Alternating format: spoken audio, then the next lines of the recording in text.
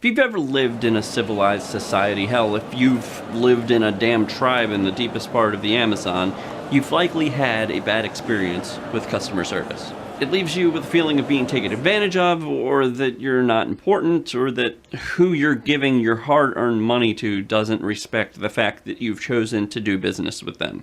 But let's, for a minute, suspend our belief that bad customer service is entirely the fault of the business, and maybe, just maybe, we have a fair hand in ruining our own customer service experience. First things first, were you courteous?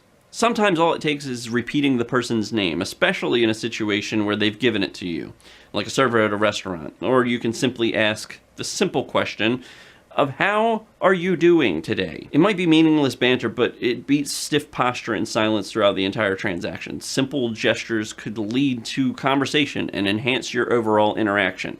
Sometimes, servers or bartenders will favor your table if you take the time to listen to and utilize their name. Also, if you have a grievance, don't come at the first person you speak to as if you've got a vendetta against the entire company. Be calm in all dealings with someone, and usually your problem gets fast-tracked because you were courteous. Second, did you do your research, and are you prepared?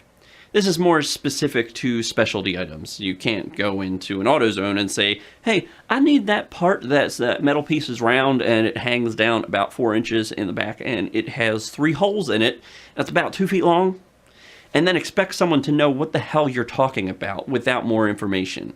This happens far too often, that someone describes something from memory thinking that they're requesting something that's really simple.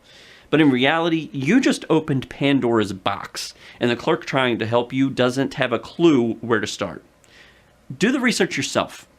Google what you're looking for. Best case scenario, you have an exact part number of what you're looking for. But at the very least, you'll have information about the thing that the thing you're seeking goes into.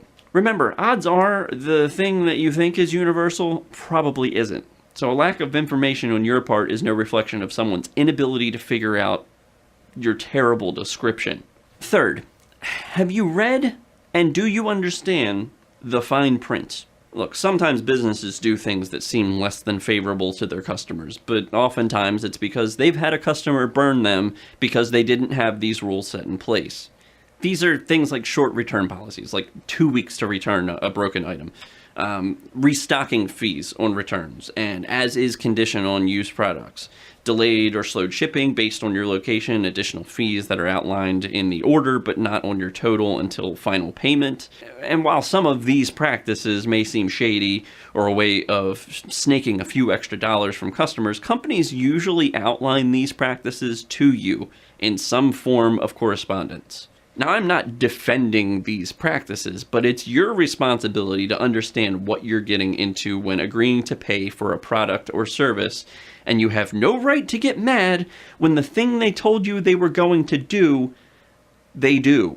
Fourth, do you frequently make extremely specific specialty requests and get mad when they aren't completed correctly? Look, I get there's a clear difference in a medium rare steak and a well done one, but when you order a chef's special cheeseburger that comes with lettuce, tomato, pickles, and raw onions on white bread, and you request they remove all of that, add bacon, jalapenos, fried onions, barbecue sauce, and coleslaw on wheat, and then freak out when it comes out wrong, then maybe you should just order something else, or go to another restaurant, or make the damn burger yourself. If you're that fucking specific that you need to create your own meal that doesn't even exist on their menu, you probably have no business going out to eat. Last but not least, number 5, be patient.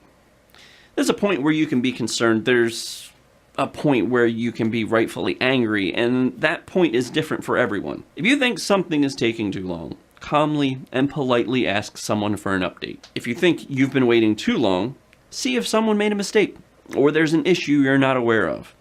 If you don't get an update in a timely manner, then maybe there's an entirely different problem. People make mistakes, especially when a single person's performance is dependent on other people to do their job properly.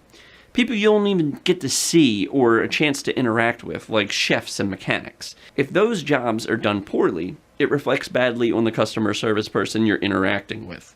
But ultimately, it's not their fault. So be aware that mistakes can happen, that maybe the person you're talking to isn't the responsible person for the whole picture. And sometimes your expectation of how long something should take is just dead wrong. I think we all should take some responsibility for how businesses treat us. Our behavior can dictate how pleasant or miserable an experience can be. Keep expectations realistic, be prepared, do your best to understand what you're buying, and stay calm throughout the process. And you'll likely be surprised at how great your customer service experiences can be.